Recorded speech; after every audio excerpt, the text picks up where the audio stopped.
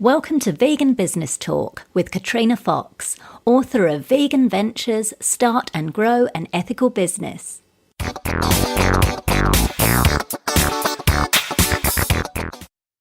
Hello and welcome to episode 107 of Vegan Business Talk. I'm Katrina Fox, journalist, author and PR consultant and founder of Vegan Business Media, a content, events and training platform providing success strategies for vegan business owners and entrepreneurs. Now, before we get into the main part of the show, I wanted to let you know about my online PR course and group coaching program, Vegans in the Limelight. It's ideal for small business owners, including authors, artists and creatives on a budget who understand the value of getting yourself or your vegan brand featured regularly in the media but can't afford to spend thousands of dollars or pounds a month to hire a publicist or PR firm. With Vegans in the Limelight, you get access to online video training that takes you through every step of how to get media coverage that can help you generate more leads and sales, as well as grow your email list and social media following. So we cover how PR and social media work in tandem, how to research and target the media without spending a cent, how to find the stories in your vegan brand on a regular basis, how to approach journalists the right way with ideas and stories, that's a really important one, how and when to write a media release, how to create an online media room for your website without spending heaps of time or money, how to respond to journalists' call-outs or queries, which is the easiest and quickest way to get media coverage and free publicity, content marketing and PR, so how to create your own share-worthy stuff and leverage it to the max, writing and content creation tips for opinion pieces, listicles, features and columns, speaking gigs and PR, so how to leverage events to gain media coverage, and interview tips for print, online, radio and TV. Now, as well as the video training, which you go through at your own pace over 12 months, the program also includes a full 12 months of group coaching, including a monthly live Q&A call. You can also post your questions throughout the year on the learning platform, and you can post your pitches and media releases and get feedback from me before you send them to journalists. So you've basically got me holding your hand, helping you to do your own PR for a full year. It's a great value program. It's way more affordable than similar courses, and it's the only one that's specifically aimed at vegan and plant-based business owners, entrepreneurs, authors, coaches and creators. Current students have already got media coverage in mainstream and specialist newspapers, magazines, radio and TV shows, as well as blogs and podcasts. So if you'd like to get your vegan brand or yourself featured in the media but don't have the budget to hire a publicist or PR agency, then I highly recommend you check out this program. You get full and immediate access to the materials as soon as you enroll. You can find out all the details by going to veganbusinessmedia.com and clicking on the link for the program Vegans in the Limelight. And there's also a link on the show notes page. And if you have any questions about the program, including whether it's right for you, feel free to email me at katrina@veganbusinessmedia.com. Now for the main part of the show. In this episode, I interview renowned business journalist, leadership expert and best-selling author Suzy Welch in New York. Suzy began her career as a crime reporter for the Miami Herald in 1981 before leaving daily journalism a few years later to study at Harvard Business School and then working as a management consultant. In 1995, she combined her two career paths at the Harvard Business Review, where she was eventually named editor-in-chief. Suzy is the author of the New York Times bestseller 10-10-10, A Life-Transforming Idea, a guide to values-driven decision-making. With her husband, Jack Welch, the former chairman and CEO of General Electric, Suzy founded the Jack Welch Management Institute, an online MBA program. The pair have co-authored international bestsellers The Real Life MBA and Winning. For the past 3 decades, Suzy has written extensively about leadership, career management, and other organisational issues for publications ranging from the Oprah magazine, to the Wall Street Journal. In addition, her candid and perceptive commentary can also be heard regularly on Power Lunch and CNBC.com programmes Get to Work with Suzy Welch and Suzy Welch Fix My Career. Suzy is the mother of 4 children, and as a tireless advocate for universal compassion, she currently serves on the board of several animal rights organisations. She's also a passionate vegan and evangelical Christian, which she describes as a vegangelical.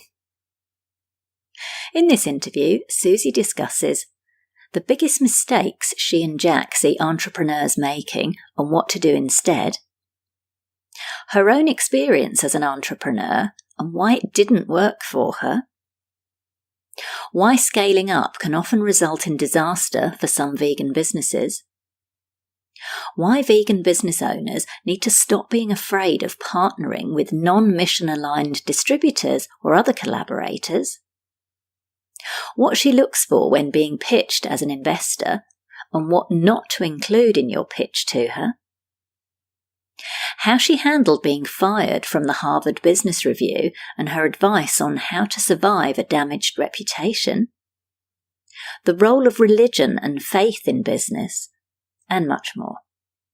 Here's the interview with Suzy Welch. Hello, Suzy. Thank you so much for joining me today. My pleasure. I'm very excited to speak with you because you've got such a high profile in the business world, and the fact that you're a vegan is absolutely amazing, and we've got some really interesting things to have a chat with you about today. But the one question I always kick off with every guest on the show is the why. So what's your why for doing the work that you do? So you work in the business world as a journalist, as a commentator, as an author. Why do you do what you do? Well, I think that all of those jobs allow me to help people live the lives that they dream of, but are lacking the means sometimes to achieve. And so I have like a personal mission statement, which is, my mission statement is to help people live the lives they dream of if they only knew how. And so I've gotten to this place in my life, in my career, and I'm mainly a career expert. That's my area of expertise, although I have been swimming in the pond of business for the past 30-something years. And I can talk to you about leadership and strategy and all those other things that business covers. But I really, my main focus and area of expertise is in people building successful careers. And a lot of times what stands in people's ways is the ability to go up to sort of 10,000 feet or 20,000 feet and say, okay, what's stopping me? And it is an incredible joy to me and pleasure to me to be able to walk alongside people and help them build careers that allow them to live the lives that they want. Because if your career is flourishing, you're helping other people, your life has meaning for yourself. It just feels good. Okay, so maybe you're helping other people, but you're also giving yourself a lot of pleasure as you do that. So it works for me, and I've ended up having some success at doing it, and so it's sort of self-reinforcing. Got it. Wonderful. So you touched on the fact that you have experience in the business world and you can see what's going on in that world. What would you say that you've seen some of the key mistakes, particularly entrepreneurs, make, and what should they do instead? I want to start off by saying how much I admire entrepreneurs. For a brief period in my life, I was an entrepreneur when my husband, Jack, decided after he retired that he wanted to start an online business school. The online education was new at the time, and he wanted to dive in and try this, and it was very new. And at the time, when we started it 10 years ago, it was very controversial. It sort of smelled bad. And he thought it would be a great idea if we did this together. We would hire some staff, but I would be the head of sales and marketing. He decided that was a great idea. It was a truly entrepreneurial startup, right? We were going to bootstrap it. I mean, I lasted about a year because I didn't have the fortitude to make it through the really dark times. And he finally fired me. It was hilarious. He sort of got a bottle let's have a talk. And I was so relieved to be fired and to be able to go back and do the work I was good at. But I mean, I would be laying in bed at night with him saying, I'm not going to make my numbers. I'm not going to. And he would say, this is starting a business, Suzy. So I want to say that I truly admire what entrepreneurs do. I have I have an answer that may surprise you to your question, which is what do entrepreneurs, the mistakes they make. And one of them is probably not so relevant to vegan entrepreneurs. And that is that many people decide they want to be entrepreneurs because they like the lifestyle, they like the identity that goes with it, they like saying they're an entrepreneur, but they don't have a great idea. And so they sort of dive in saying, I'm going to be an entrepreneur, but they don't have a fully formed idea. And we see that when we travel the country a lot on book tours. We've written some books, so we travel the country and people come up and they're very excited to talk to us and especially ask Jack questions. And then Jack says, well, what do you do? And they'll say, oh, I'm an entrepreneur. And we always both say, what's your idea? And sometimes you just get this sort of blank stare or this sort of answer, something in tech. We say, no.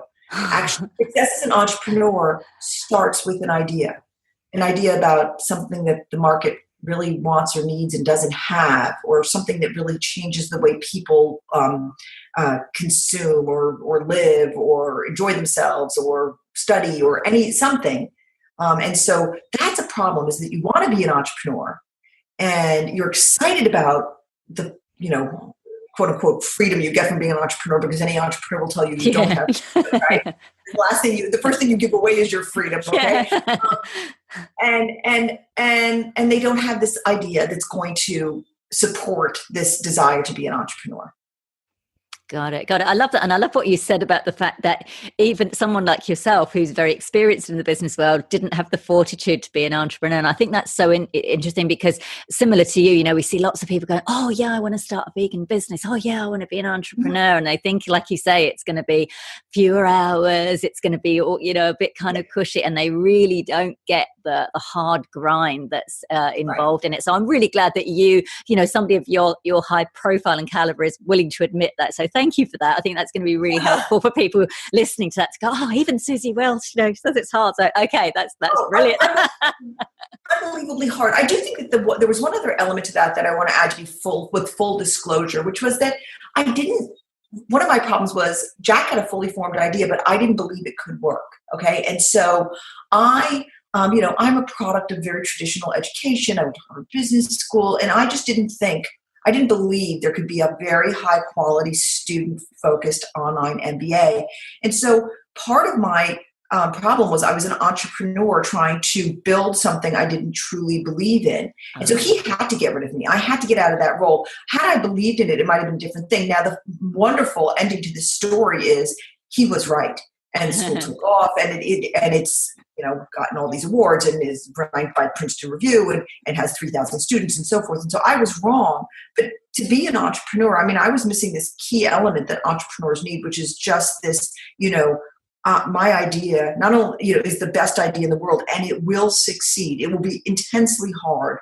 I will sweat blood for years, but I will succeed. I didn't believe that. That was another one of my problems. Okay, good. Now that's fair enough. That makes a lot of sense. So thank you for sharing that. So in terms of, I don't know, you mentioned, as you say, you travel the country, you do your book tours, and you're interviewing people who are entrepreneurs, talking about what they do. So what about someone? So they do have the idea, they've got a business going, but they want to scale up. What are the key things that they need to consider before doing that? Can I reflect and say that scaling up is the place where I've seen more vegan business people fail? Yes. I have sort of unofficially been a place where people who are vegan entrepreneurs sort of come on by to chat with me about business stuff, and I love talking to them and encouraging them. And I have, over the past couple of years, just seen this scaling up inflection point as the disaster point for so many of them. Usually I'm talking to them after they've tried to scale up and not succeeded. So I think I've given some thought to why this doesn't work. And so many people who become go into vegan business, lead with themselves being vegans. So they're vegans and they want to spread our gospel, so to speak, and they're going to do it through business. And so they're entering business as vegans instead of entering business as business people, who then sort of are towing their idea behind them. Okay, and so scaling is simply one of the hardest things to do in business. Whether you're in a vegan business or not, there's a at Wharton Business School, there's a major in scaling and how to scale. There are people who graduate from business school. There are with sort of expertise in scaling. There are business academics who are experts in scaling. That's how hard it is. Okay, and so what you've got is somebody who is a passionate vegan who has entered this field because they many times because they're ethical vegans and they want to change the world for animals, and they and then they face scaling. And it's like saying to somebody who's never run before, and now you're going to be in the New York Marathon tomorrow. I mean, it's like a whole skill set they don't have. So scaling requires a lot of money and a lot of expertise. You have to know a lot about logistics. You have to know about distribution. These are things that do not come naturally to many people who have entered the vegan business world because they're entering it a different way. But what it really, really involves is money. You're going to spend a lot of money that you don't have. So you require a partner. And if there's one thing I've noticed about vegan entrepreneurs is they don't want partners. They've come this far on their own and they bootstrapped it. And then they are scared of partners because a lot of times these partners are not mission aligned. They're business people. They've got the distribution. They don't really give a hoot about animals, but they can get your product to market. And you have a yuck quotient with partnering with them. Yes. And they back off. And I've just seen so many businesses go off the cliff. And it's at this moment, I totally get it. And my advice to people in this position is to hold your nose and get these partners who are not mission aligned, because in the long run, they are a means to our end.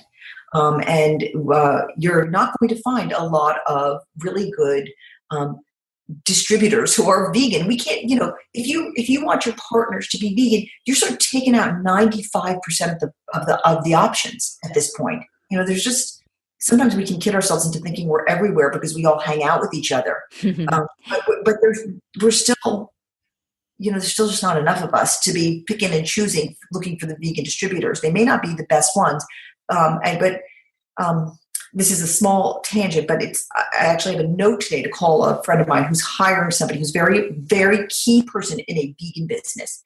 And she's asked for my advice. And I remember looking at her, what she wants from the qualifications for this person she wants to hire. And it said, must be vegan. And I sort of woke up in a cold sweat last night saying, no. We'll knock off 90% of the people. The person we're looking for needs such specific skills, really high-tech skills and high finance skills. We'll lose 90% of the people.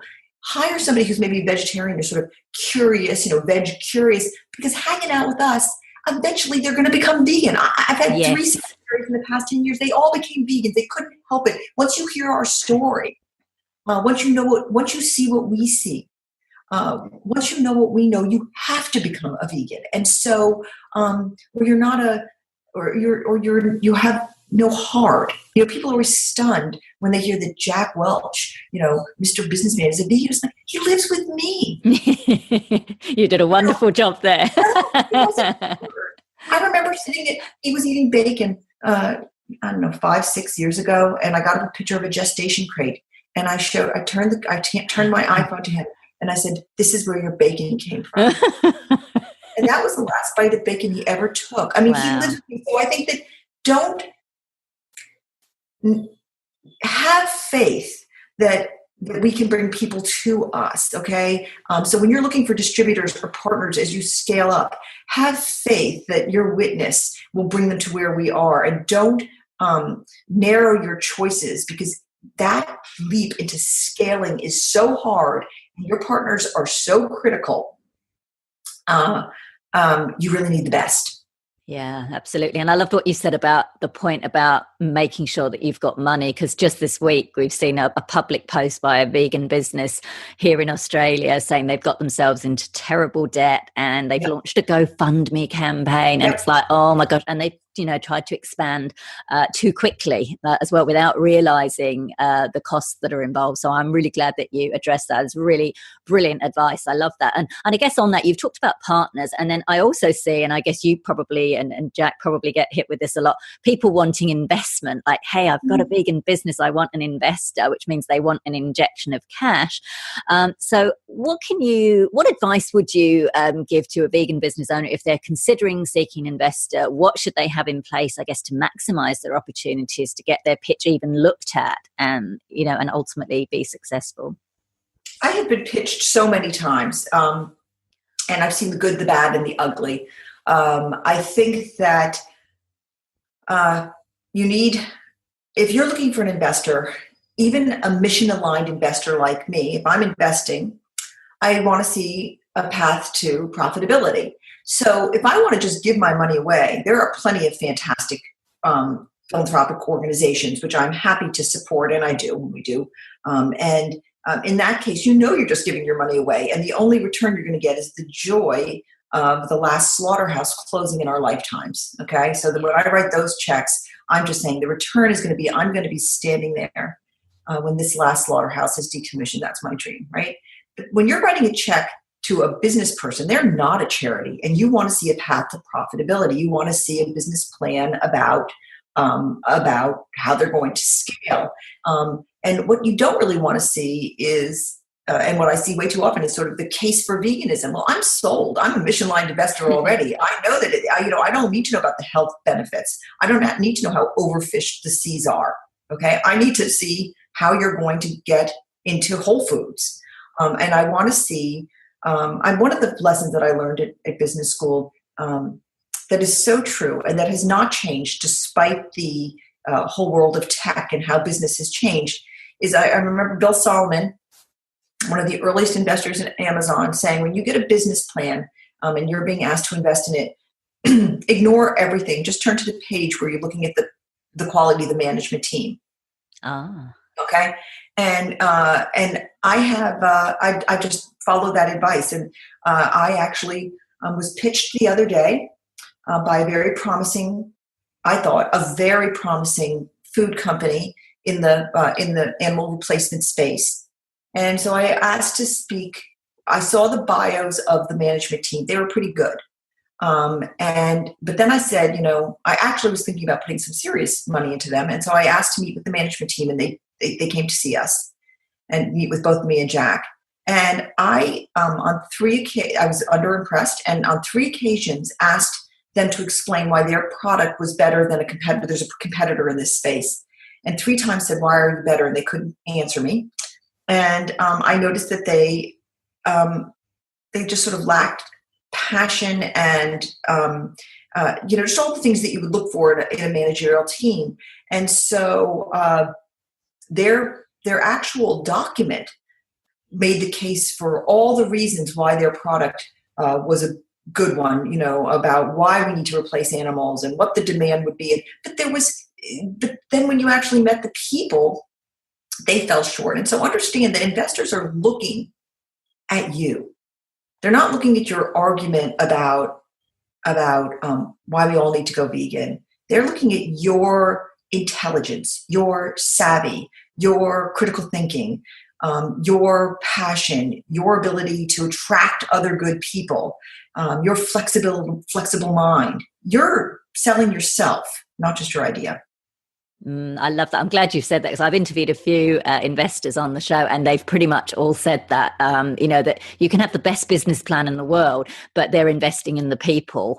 So I'm glad that you've said that, because that's showing a trend, I guess, which is great. Now, you've talked about hiring. I'm glad you've talked about the management team, because I guess that leads nicely into hiring, which is what your expertise in is, people in their careers. So what about some tips for vegan entrepreneurs who are looking to hire staff? What should they look for, both when they're looking at the resume and also during the interview? And I guess what I'm thinking is, how can you kind of weed out those people who just want a job and they don't really care whether they're working for you or someone else, versus those who are really keen to work for your business? Because, interviewees can get a bit, they get all these tips about how to do a good interview. And so how can you avoid being, I guess, tricked as a vegan entrepreneur, and instead actually get someone who's going to really be a fit for you?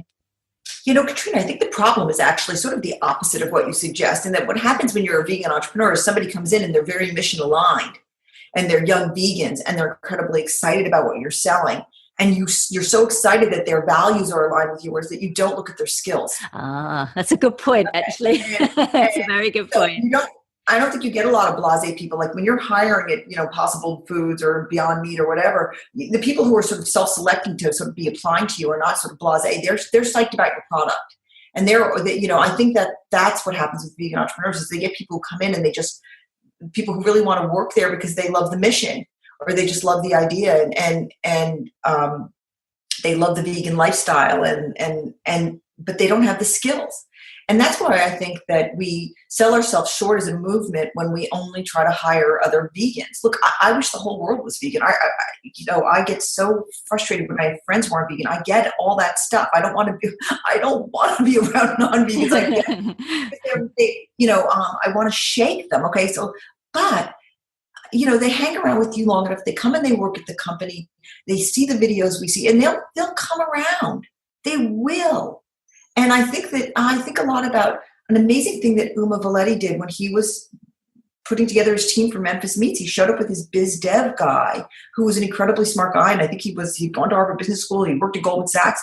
And I said to him, "Are you a vegan?" And he said, "Nope, just love the taste of meat." And I almost fell off my chair. But Uma was doing something really, really smart. He was finding the best biz dev guy. He needed a great person in the industry. I think he was gambling that this guy was going to come around. And if I had to guess, that guy's not eating meat anymore. I just think that we go too much for the, we want people who are open-minded so that they have the potential to come over to the vegan style, because after a while it does become but vegan entrepreneurs, we need the skills, experience, technical knowledge of people who may not be vegan, okay? There's just not enough good vegan SEO experts, okay? So get somebody who tells you they were vegetarian in college, okay? But they now, sometimes they eat fish or whatever. But if their skills are fantastic, they'll come over. And get those skills to build your business, because if your business succeeds, there'll be more vegans. Yeah, for sure. So basically the advice there is to not be blindsided by the fact that the people are coming to see you or interviewing for you are vegan, but to really kind of make sure that they have the skill set that you require. And if they're both, then it's a bonus. Now, who's that? We've got an extra guest on the show. Who is it? Is that Happy? That's Happy barking. That's our great. Hey, Happy. She's a big girl, but the Great Pyrenees are big barkers. When we rescued her, we didn't know she was in the Great Pyrenees. We just thought she was this darling, pathetic dog who had 1 hour to live, as it said on her cage at the shelter. And then I brought her home and I brought her to the vet and I said, "What is this dog?" And she looked at the double dew claws and said, "Oh, this must be a Great Pyrenee." So I quickly looked it up online, and the first thing it said is "loves to bark," and I thought, "Oh my God!" Well, I've actually had a few canines and felines on the show, and what I find is often when we acknowledge them and we acknowledge them and we say hello to them, they're often quite happy, and then they calm down. So, hello, Happy, and welcome to the show. I hope it works, but she's got to bark. So. Okay, that's all right, no problem. Fantastic. So now I want to talk to you about a topic that I know is very close to your heart, and I'm really curious and interested about it because I know you describe yourself as a vegangelical because you're an evangelical Christian, and I really enjoyed your interview with Marianne on our Hen House in which you talked a bit about this. So I guess I'd like to talk about it within the business context.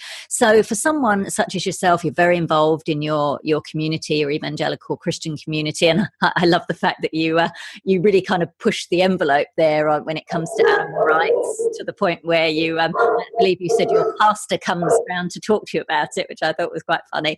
But so for someone for whom religion or spirituality is important, what role do you think faith has or should have in business?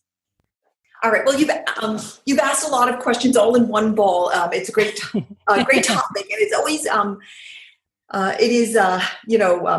one that raises a lot of questions, right? So I typically describe myself as a follower of Christ. I think that takes a lot of the charged aspect out of it, because evangelicals they make a lot of people nervous, and for some good reason. So I like to describe myself very simply as a follower of Christ. In other words, I'm a faithful Christian, and I want to be more like Jesus. And because I want to be more like Jesus, I am absolutely 100% obliged to be a vegan. I often say to people, I'm not a vegan because I love animals. I love dogs, and I like cats. Okay, I'm not one of these people who like would stop if I saw an injured snake on the side of the road. Where one of my vegan friends did that the other day, and I wrote her, "What were you thinking?" It was so. But I am a vegan because I love Jesus, and Jesus says that we must show compassion and mercy to all of God's creation, and that's very simple to me. You cannot be showing compassion and mercy to all of God's creation and participate in a system that tortures and slaughters animals. So so that's how actually I see it. So the evangelical church in America is complicated and not all one big lump. Okay, so there are some evangelical churches that have participate in society in different ways than others, but to my mind, the evangelical church that I belong to, two, one up north and one down south, where we go in the cold weather, and they are just based on love and loving each other and loving people of all kinds, and who have made all different, who live in every different way. If you are a follower of Christ in an evangelical way, you love everyone. Right. And so that's where I come from. But my everyone includes all of God's creation. I mean, you've got to come back to the fact that that Eden was vegan. So when God created the earth in its most perfect form, he gave human beings fruits and nuts, period. And it couldn't be more clear. Now, this doesn't make me popular with all of my Christian friends who love barbecue, and I'm a total pain in the neck in church. And it's true. My pastor frequently has to come to my house after I've done something. Actually, after I've had this, my daughter calls it a disruption, where I walk out of a sermon, where hunting is mentioned, or I say something, or I teach Bible study, and in teaching Bible study, I speak openly about the fact that one of the ways that I follow Christ and worship God is by being a vegan activist. And so, all right, now, but what you really asked about was business, and you asked about faith in business. Yeah. And I guess that the feeling is, it's like, I am one person. I don't my faith does not occur just on Sundays or also on Tuesdays during Bible study. I mean, I'm just always this one person, and I can't unpick it. And so I bring my whole self to work, and I because I come from a place of love, if somebody disagrees with me or it doesn't have any faith, I want to love them no matter what. And so when I'm at work, now I'm really lucky. I go to work and people are fully aware of my faith, and they're fully aware of my veganism, and I bring it all. But I do it without, I try to do it with a way that makes people feel really comfortable bringing their whole self to work also. It's not my way or the highway. It's just sort of, here's who I am, who are you? And I think that just makes business more, for everyone, makes business more authentic and enjoyable. And then we get more done because we can collaborate when we know where each other is coming from. And if you just go into work all the time assuming best intentions about everybody, even if they're different, just assume they have the best intentions for you and for the world and for the business, then just a lot of stuff falls away, and we can all be real with each other. I mean, I've worked my whole life with people who are not followers of Christ and who are not vegans, and that's okay. I mean, what I want people to do by bringing my whole self to work is to have them ask me questions about why I am where I am, and why I believe what I believe, and I like to ask them those questions too. So it's worked for me, and I know that there are places where you don't bring your whole self to work, and there are some things you should not bring to work. I just did a video about this for CNBC. I have a weekly show there where we take on career questions, and it's like, how much of your personal stuff do you bring to work? And there's just some, I don't want to hear about your sort of, as a boss, there's a point where you're sort of dating life, crosses the line when we get a daily report or, sort of that kind of thing. You've got to know what's too much information. But when we're talking about the makeup of our character, I think it's better to bring your whole self. Got it. Now, I mean, sometimes religion and business does clash, and we've seen several examples, for example, of certain Christian bakers refusing to make wedding cakes for gay or lesbian couples. So I'm interested in your take on that, and how, I guess, what the question is, how much should a business owner's religious beliefs influence the way they run their business? I just don't get that, Baker. I don't get it because Jesus loved everyone. So I just don't get why he couldn't make the cake. Mm. And if he wanted that couple to engage with Jesus, he should have made the cake and wished them well. So I don't understand how, if my faith would lead me to a totally different decision as a baker. So I just don't get it because it seemed sort of unchristian to me what he did. So just as the same way I see, my church for a long time until recently, thanks be to God, it stopped, had a fish and hunt club. And I remember just my poor pastor just saying to my, how could it possibly be? Why don't we just have a gossip and hate club? Because these are sins. So I'm just very perplexed by that, Baker. And I'm sorry that I'm sorry that all people of faith or all Christ followers have been sort of lumped in with that decision. And I don't know if he's a good person or a bad person, or I don't like what he did. I wouldn't have done it myself.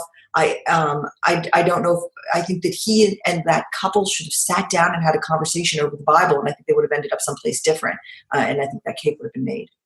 It's interesting. Yeah, there's been a few kind of cases, but it's interesting and it's very refreshing, I have to say, just on a personal level, to hear you say that, because, we do judge, and I fully, do that myself. I'll give you an example. Like when I started to hear about who you were and what you're doing, I was thinking, oh, she's amazing, how fabulous, and she's vegan. Then I found out you're an evangelical Christian. My initial reaction was, oh no, because I immediately thought, I wonder if she's homophobic. I wonder if she's all that kind of went through. And then we were on our hen house. I thought, no, she probably isn't, because, Marianne and Jasmine are lesbians, probably. And I realized that you were, but it's that kind of, and sometimes I get, requests to connect on LinkedIn from people, and sometimes they'll put their Christian or, their faith at the beginning. And I immediately kind of think, oh, I'm not sure. Okay, maybe they want to connect with me because I'm vegan, but then, maybe they won't like other aspects. You know what I mean? It's like, I get kind of wary. So I wish all Christians and all religious people were like you. Thank you. I mean, that's sweet of you to say. I just think that every time people bring this up, I like in my Bible study, and they'll say, well, the Bible does say, and I'll say, yeah, but let's just talk about this. The Bible says in about, I forget the exact number, but there's 45 times more references in the Bible to how evil gossip is. Okay, but so for some reason, gossip isn't the center of our national or international conversation. Right? Wrong. Let's just switch it. Let's just talk about gossip, because really, the Bible in the Old Testament and the New really goes hard on people who gossip, and and just really, Jesus just impels us to focus only on our own personal sin and to stop talking about anybody else's behaviors except for our own. And I think that I do know that reaction that you have when people wait, Susie's a Christian, but my experience is that she's a perfectly normal person. Oh God! Sometimes it makes me want to. It makes me want to cry sometimes, and I want to reclaim. I want to reclaim what it really means to be a follower of Christ. And I know I'm not alone. I have so many good Christian friends, and we are all in the same place, which is just what our job is just to be ambassadors of love, love for everyone and all God's creation, We are against all harm towards and hate and cruelty towards anything God created.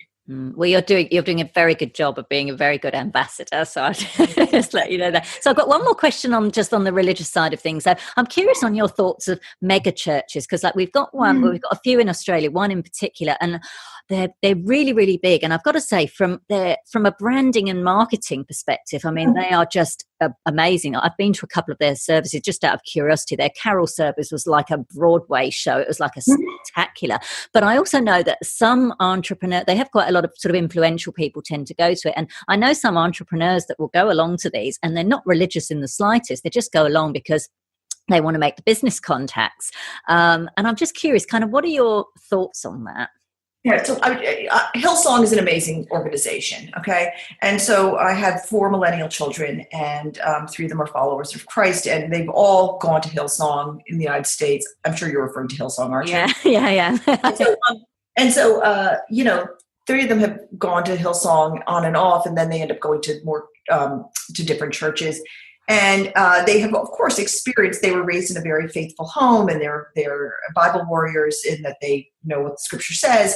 And they also, we call Hillsong Scripture Light, Lite, because, you feel really good in the music. The whole Christian world owes Hillsong a debt of gratitude for that good music. And we'll give them that. They do have good music. Yeah. I mean, some of those songs that are beautiful, really beautiful. Yeah. I always think of one of my daughters who has gone to Hillsong the most. How does Hillsong make its money? Like, we're just sort of fascinated by the business model. Yeah. Nobody really knows, right? And I think that I have 2 thoughts about what you're saying, which is that people who go to Hillsong just go for the, they're not really going for the religious part of it, but they're going to make the business connections.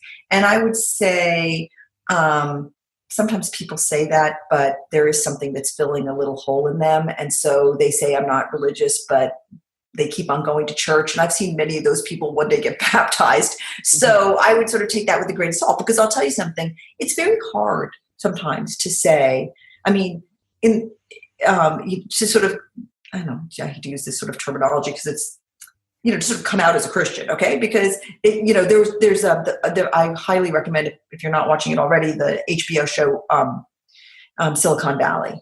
And it's a brilliant comedy series about Silicon Valley. And last season, there was an incredible episode where they were starting a business, and they had all these partners. And much to everyone's horror, one of the members, who was gay, was a Christian. And they tried to boot him out of the group, not because he was gay, but because he was Christian. And it was this wonderful commentary on sort of new taboo is to be something that used to be like you had to be, right? And if you were doing business in 1950, you had to belong to the local Baptist church, right?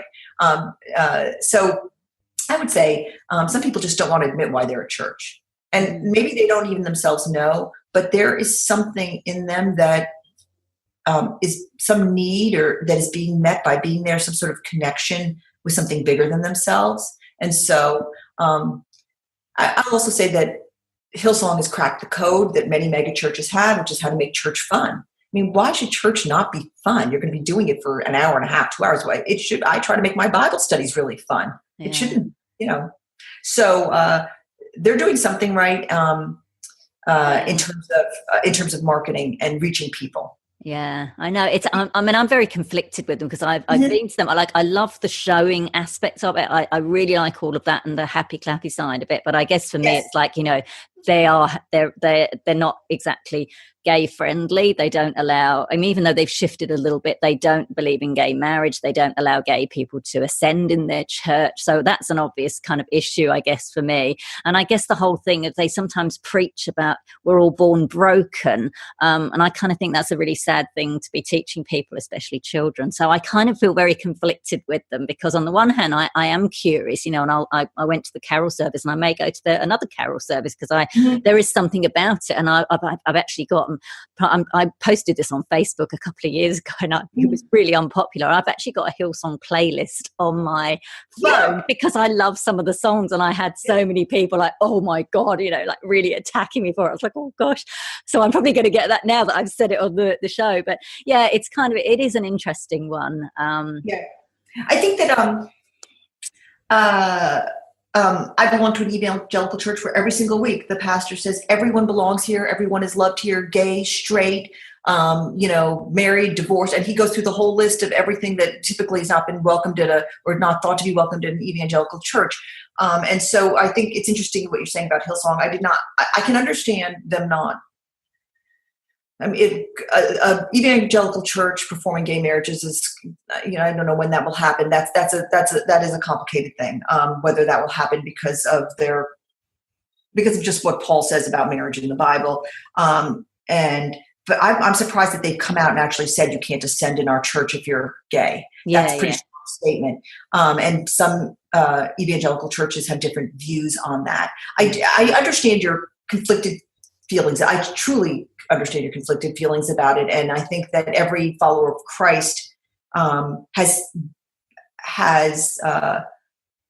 tried to reconcile what they know Christ said and what some people do and say about gay marriage and about people being gay, and you have to go back to that still clear voice of God that is about love and compassion and what really matters to God. And to fixate on 7 verses in the Bible rather than the big story of the Bible, which is God's redeeming love. I don't know. There's something else going on. People who make that decision. Yeah. Cool. Well, that was an interesting conversation. I'm glad we had that. So I know we're getting to wrap up now because I know you're busy and we've gone a little over our scheduled time. But I just wanted to ask you a couple of quick questions. One was about, back in, I think it was 2001, 2002. So you were fired from your job at the Harvard Business Review, and you've spoken about this publicly. You thought your career was going to be over. But you managed to weather the storm, and of course now you're a respected journalist, author and business person. So what advice or tips can you offer vegan entrepreneurs who may, for one reason or another, whatever it is, find their reputations tarnished? Yeah, that was a very crummy period. It was in 2001. And it's funny, the first sort of 5 years after, it just felt it was in my thoughts every moment. And, time goes by. And I remember my best friend at the time saying to me, time will wash this away, and me thinking it will never go away. So it was a really terrible time. It was, thank God there was no Twitter then, but short of the fact that there was no Twitter, it was quite a scandal that my husband and I got ourselves into running off together, and I got fired. And it was just, I was called a disgraced editor of the Harvard Business Review. And I was told by my boss I would never work again. I would never work again. And, sort of described a life where I'd be sort of serving food to people in homeless shelters, trying to rebuild my life. And shortly after that, the editor of the Oprah magazine called me and asked if I would work there. So apparently life did go on, but that was quite, I couldn't believe it. I thought she sort of had the wrong number. My advice would be to not hide. I did too much hiding. I was scared. I felt very ashamed, not for anything that I had done, but by the things that were being said about me that weren't true. And Jacko and I often say that if we could go back in time and do anything differently, we would just have a press conference, and we would just say, look, we are 2 people who fell in love. I was divorced and unmarried at the time, but he was married. And we would have, what we wanted to do by being silent was hurt as few people as possible. But there was a way where we could have spoken publicly and not hurt people. And we just hid. And so if your reputation is damaged, take it head on. Talk about what you did wrong. Talk about how sorry you are. Talk about what you're going to do to make things right. And then weather it. The thing about having a public death, which is sort of what I felt I was experienced, is that you don't die. And it really makes you brave. My life really changed at that when I finally sort of got my shit together. When I finally got myself together. Now I was raising, one of the complicating factors was I had 4 children under the age of 12 at that time, and they were really getting nailed. And they were really getting the brunt of it at school and so forth. And so I was sort of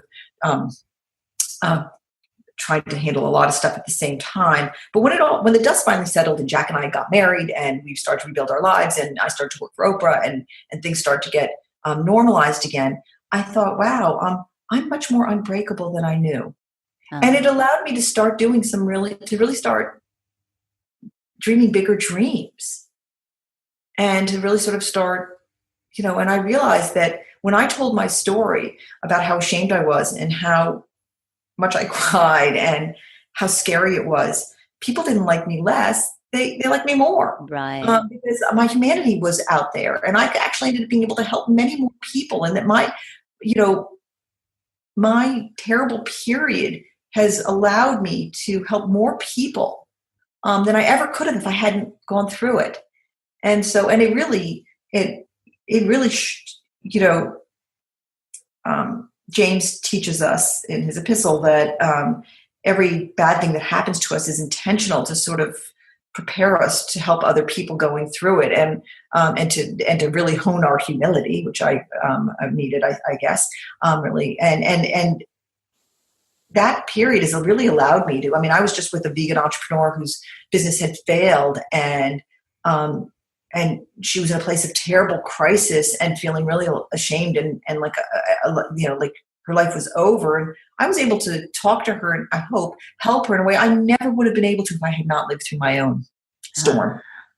I love that. I think that's wonderful. That's really brilliant advice. My very last question then is just related to one of your books, because we know you're a prolific author, the book 10-10-10.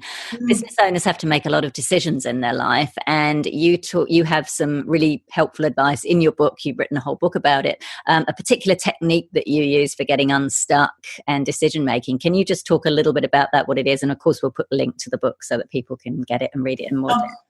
Thank you. I mean, I'm telling you, I wrote that book 10 years ago. Its staying power is a great source of joy to me, because I think everyone struggles with decisions. It's always blown my mind that you can go to school and you can learn how to take the volume of a cylinder, but you're not taught how to make a decision. I mean, kids graduate from high school and college without a system for making decisions. And I was one of them.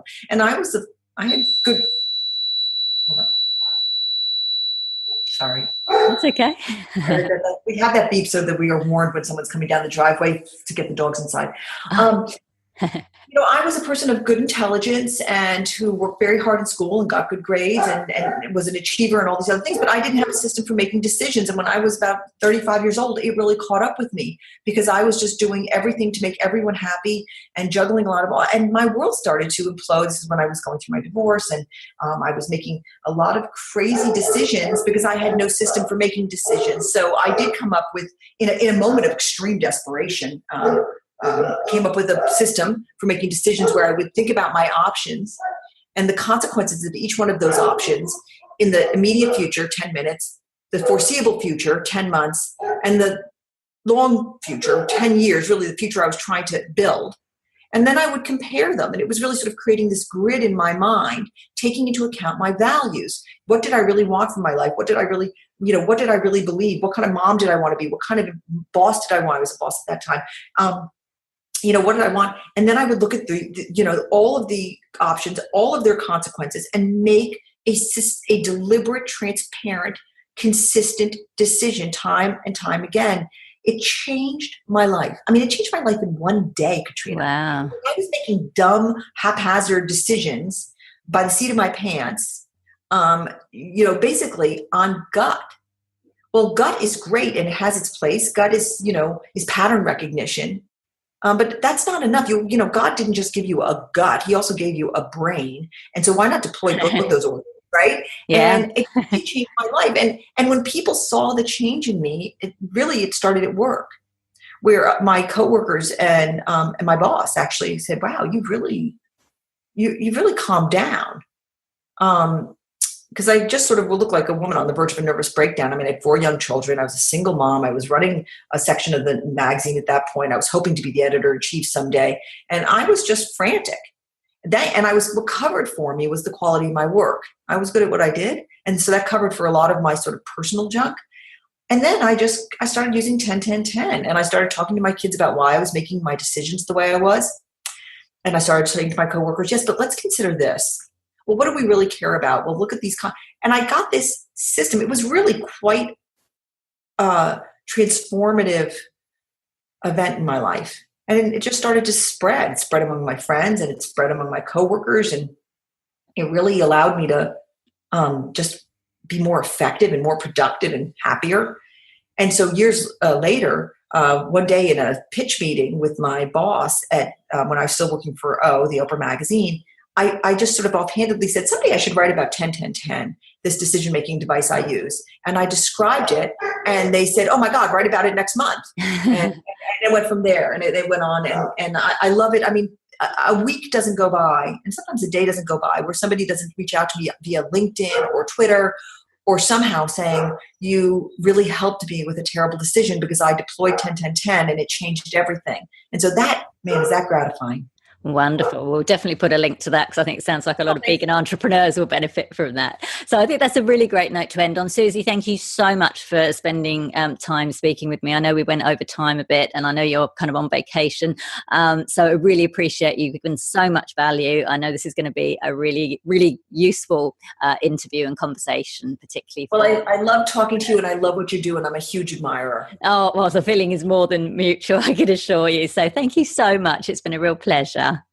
Thanks. So that was Suzy Welch. You can find out more on CNBC and via her books. And there are links to those on the show notes page at veganbusinessmedia.com/podcasts and going to episode 107. Now for our vegan business news roundup. British vegan meal replacement brand Huel has seen fast expansion and is set to hit £45 million in turnover just 3 years after it launched. The company, whose name is a portmanteau of human fuel, was founded in 2015 by serial entrepreneur Julian Hearn with an investment of £220,000 that Hearn made from the sale of his affiliate marketing business in 2011, one that he built from scratch as the sole founder in 2008 with just £1,500 investment and within 3 years was making over £2 million profit a year.